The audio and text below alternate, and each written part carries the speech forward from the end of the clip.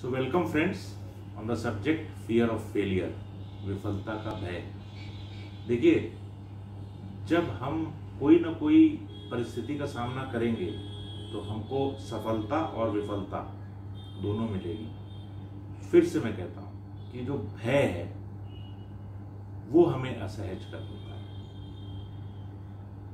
तो अगर हम भय में रहेंगे तो हम किसी परिस्थितियों का सामना ही नहीं करेंगे। तो जैसे जैसे आप आगे बढ़ेंगे आपको कई तनावपूर्ण परिस्थितियों का सामना करना पड़ेगा।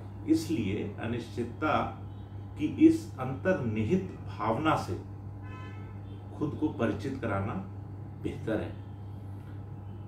एक बार जब आप इस तरह के किसी मामले का सामना करते हैं तो यह आपको एक व्यक्ति के रूप में विकसित होने की और अगली बड़ी चुनौती से पार पाने के लिए खुद को तैयार करने में मदद करता है।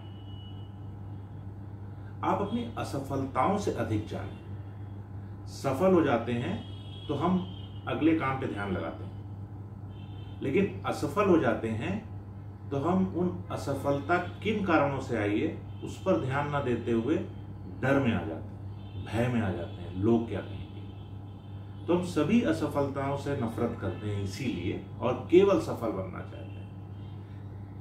हम अपने जीवन में असफलताओं की शक्ति को कम आंकते हैं क्योंकि हम इवैल्यूएट नहीं करते हैं। कल्पना कीजिए, और कल्पना क्या कीजिए, थॉमस एडिसन को बल्ब का आविष्कार करने के लिए कितनी पीड़ा और संताप से गुजरना पड़ा था।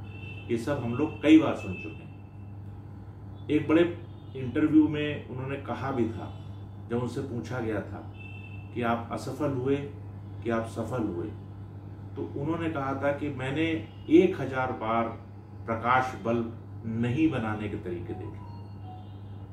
तो इस प्रकार जब आप अपनी असफलताओं को सकारात्मक मोड़ देते हैं और उन्हें सीखने के अवसरों के रूप में देखते हैं तो आप उनसे धीरे धीरे डरना बंद कर देंगे, और ये हमारे और आपके लिए बहुत जरूरी है। दोस्तों, असफलता के डर के कारण कई शारीरिक नुकसान भी होते हैं और वो लक्षण है थकान।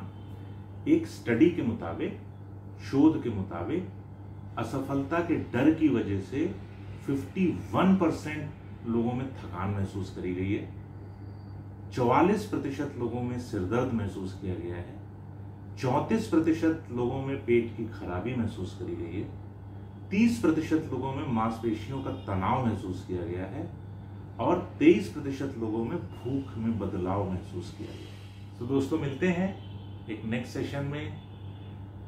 इसी सेशन को आगे बढ़ाते हुए विफलता के डर को और इसकी जटिल समस्याओं को और बेहतर तरीके से समझेंगे। Thank you very much for watching this session.